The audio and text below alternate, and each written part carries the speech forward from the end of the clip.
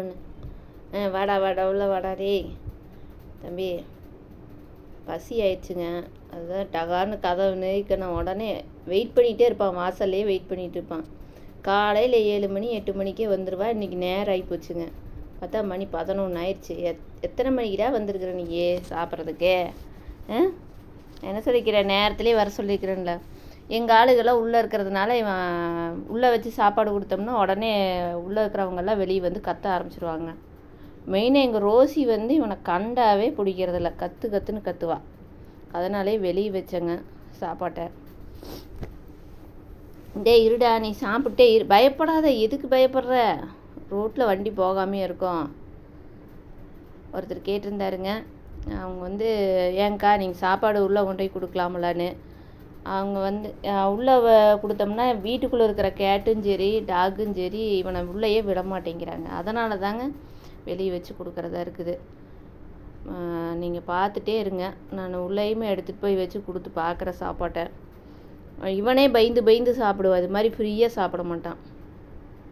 ஆனால் டைம் ஆனாவே வந்துடுவானுங்க. இன்றைக்கி கொஞ்சம் நேரம் ஆகிப்போச்சு. மணி 11 ஆகிப்போச்சு. எத்தனை மணிக்கிட்டா வந்திருக்குற சாப்பிட்றக்கு? கேட்டால் அவன் மியான்னு கூட சொல்ல மாட்டான். அவ்வளோ பசியோடு வந்திருக்கான். எல்லாம் சாப்பிட்டு முடிச்சுட்டு அப்புறம்தான் கிளம்புவானுங்க. நல்ல பையன்தானுங்க.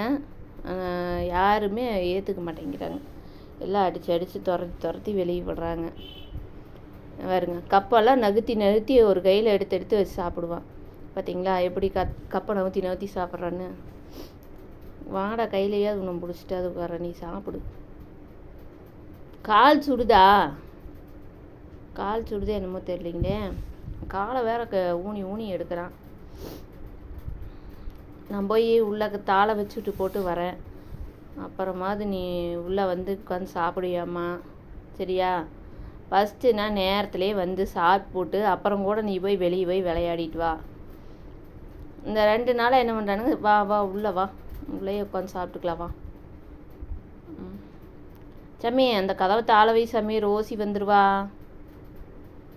சரி. ஏன்னா குட்டி பிள்ளை வந்துட்டான்னு வைங்களேன், அவள் வந்து கத்துன்னு கத்துவா. அவள் சாப்பிட்ற வரைக்கும் பொறுக்கவே மாட்டாள். உடனே என்ன பண்ணுவான், கத்துன்னு கத்தி இவனை துரத்தி விட்டுருவான். இவன் பயந்துக்குவானுங்க.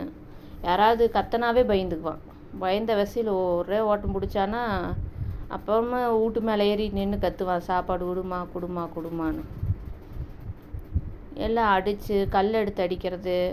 மூஞ்சியெல்லாம் பாருங்கள், காயத்தோடு வந்திருக்குது குழந்த வேறு. வாயில் ஜீவனையெல்லாம் அடிக்காதீங்க தயவு செஞ்சு. அதனால எங்கள் வீட்டிலன்னா துரத்துன்னு துரத்துறாங்க. இன்னும் பூனை கண்டாவே எதிரி பார்க்குற மாதிரி அவங்களுக்கு இருக்கும் போல இருக்குது. அவங்க கேட்குறது ஒன்றும் நம்மக்கிட்ட சொத்தோ இல்லை காசு பணமோவெல்லாம் இல்லைங்க.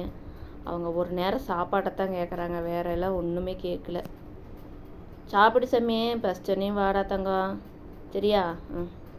இந்தள வந்துரு. வண்டி போகிறத கண்டு பயப்படுறானுங்க. சரியாக சாப்பிட மாட்டேங்கிறான். வெளியே நின்னா கால் சுடுது. அதனால தான் உள்ளே கூட்டிகிட்டு வந்தேன்.